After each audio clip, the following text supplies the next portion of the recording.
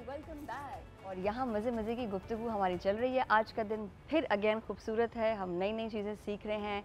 हमने flower arrangement भी सीख लिया और अब हम सीखने वाले हैं कि स्किन को हम कैसे मज़ीद और ब्राइट और वाइट निखार सकते हैं या गोरा कर सकते हैं। जिस तरह हम पहले बात कर रहे थे कि दिल गोरा होना चाहिए या इंसान को खुद गोरा होना चाहिए। इस पे शालीन ने अपना तबसरा पेश किया था और वो तबसरा हमने शालीन से तो ले लिया था। हाँ। लेकिन हम इंतजार कर रहे थे हमारी गेस्ट का। बिल्कुल। और अब मैं उनको इनवाइट करना चाहूँगी। She is here with us, doctor Faria.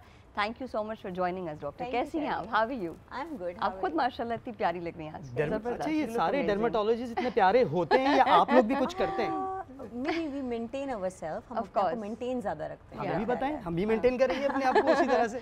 और इसी सेगमेंट में हम इसी पे तो बात करेंगे। तो ये बताइए डॉक्टर फारिया कि ये जो वाइटनिंग इंजेक्शंस होती हैं जो हम स्किन पे लगाते हैं, how does it work on our skin?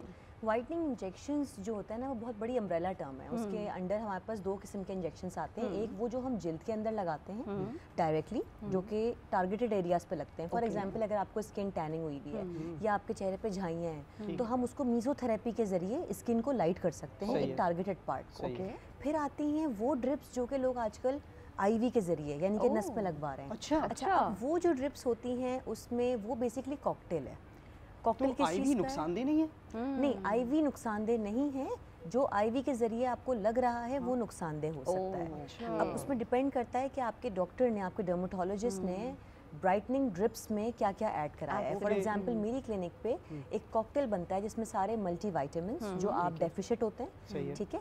इसके अलावा ग्लूटाथायोन, कोजिक एसिड, और ग्लूटाथायोन को आपकी बॉडी में उतरने के लिए विटामिन सी चाहिए होता है। और ये हमारे खाने की मिकदार में काफ़ी कम होता है। लोग इसकी डेफिशिएंसी पे आ रहे होते हैं। तो हम ये सब चीज़ों का कॉकटेल एक ड्रिप की सूरत में पेशेंट को देते हैं। तो पेशेंट को immediate glow, skin lightening effects और स्किन टैनिंग से बेहतरी आ जाती है। तो आप क्या इसका मशवरा क्या देंगी? लोगों को करवाना चाहिए या नहीं करवाना चाहिए, या फिर कंसर्न करके? क्योंकि हमने देखा ही है कि बहुत से लोग ऐसे हैं जो बगैर डॉक्टर से कंसर्न किए खुद मेडिकल स्टोर चले जाते हैं और अपने ऊपर एक्सपेरिमेंट तजुर्बात कर रहे होते हैं कि कुछ तो उसका फिर नतीजा भी बुरा निकल के मेरा ख्याल है कि ये प्रैक्टिस नहीं होनी चाहिए।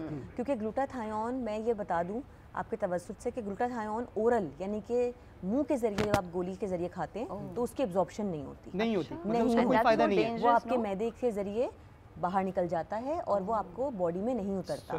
लेकिन जब हम ड्रिप लगाते हैं तो चूंकि वो मैदे को क्रॉस कर चुका होता है तो वो डायरेक्टली एब्जॉर्ब आपकी बॉडी में हो जाता है। तो बेहतर है कि आप ओरल टैबलेट की जगह मल्टीविटामिन के कॉकटेल ड्रिप्स की तरफ जाएं ताकि आपकी बॉडी में वही चीज़ें, वही न्यूट्रिएंट्स दिए जाएं जो कि कम है। अच्छा डॉक्टर फारिया, ये बताइए हमारी नाज़रीन को कि क्योंकि आप माशाल्लाह एक्सपर्ट हैं सब्जेक्ट की, क्या ख़वातीन को या मर्दों को भी ये इंजेक्शंस लगवाने चाहिए या नहीं लगवाने चाहिए? Is it harmful for your health in any way? कोई सेहत पे इसका असर आता है? बहुत सब्जेक्टिव क्वेश्चन है क्योंकि हमारे पास पेशेंट्स आते हैं अपने डिफरेंट सोशल डिलेमास को लेके, और अगर तो आपको लग रहा है कि आपकी टैनिंग हुई है और लास्ट 7-6 मंथ्स में आपका कलर डार्क हुआ है तो इट विल हेल्प। लेकिन मैं एक बात अपने पेशेंट्स को बताती हूँ कि ग्लूटाथायोन के इंजेक्शंस आपका स्किन तो बेहतर कर सकते हैं, आपकी टोन और टेक्सचर तो बेहतर कर सकते हैं, आपकी जेनेटिक्स से नहीं लड़ सकते। तो अगर आप बाय जेनेटिक्स एक सर्टेन कलर टोन पे हैं, for example if you are less than wheatish tone, तो फिर आप ओवर ब्राइट नहीं हो सकते। सिर्फ ये आपको ग्लो, हेल्दी शाइन और वो सब प्रोवाइड कर सकता है। लेकिन अनरियलिस्टिक एक्सपेक्टेशन भी पेशेंट को जो है वो बिल्कुल बहुत ज़रूरी है बताना कि ऐसा ना हो कि एक्सपेक्टेशंस यहाँ रख रहा हो और फिर रिजल्ट जो है वो इधर आ रहा हो। अच्छा, पर्सनैलिटी पर कितना इम्पैक्ट आता है? चूँकि हमने देखा है कि कुछ लोग ना थोड़ा सा एहसास महरूमी का शिकार होते हैं और उसके बाद अगर वो ग्लो चाह रहे होते हैं, वाइटनिंग इंजेक्शंस लगवा रहे होते हैं, उसके बाद उनका जो ये कह सकते हैं कि जो एतमाद है उसमें इजाफा होता है।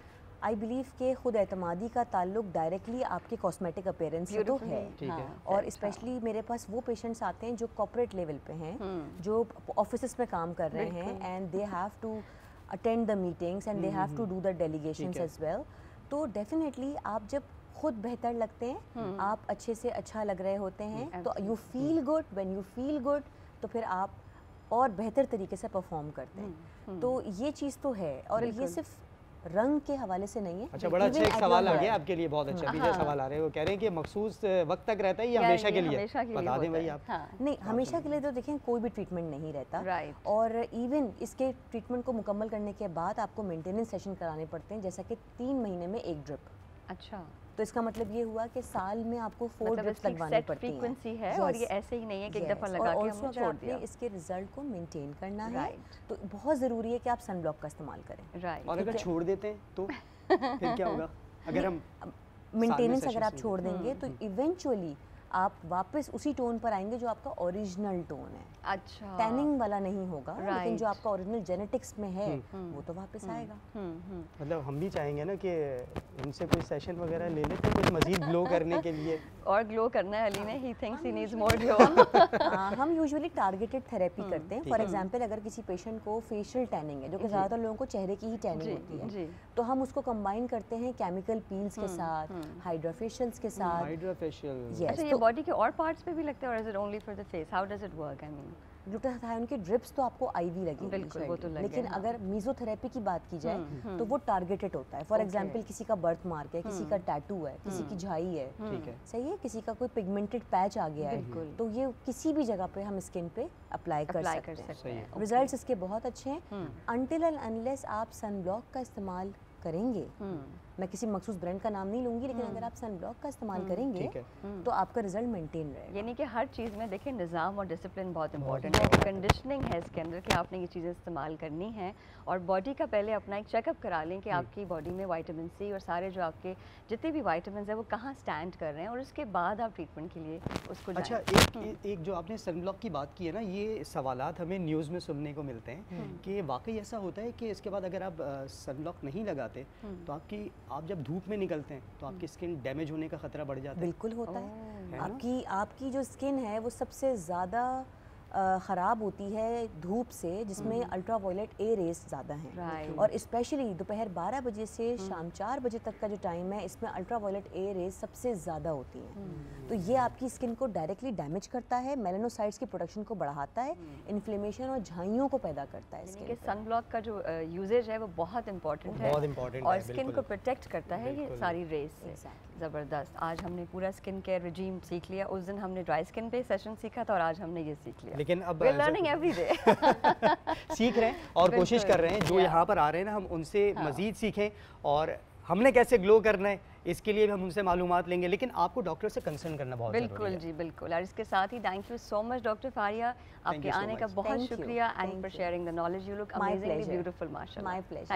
थैंक यू जी। इसके साथ ही नाजरीन अब चलते हैं एक ब्रेक की तरफ। ब्रेक के बाद वापस आइए। ब्रेक के बाद स्टे ट्यून्ड।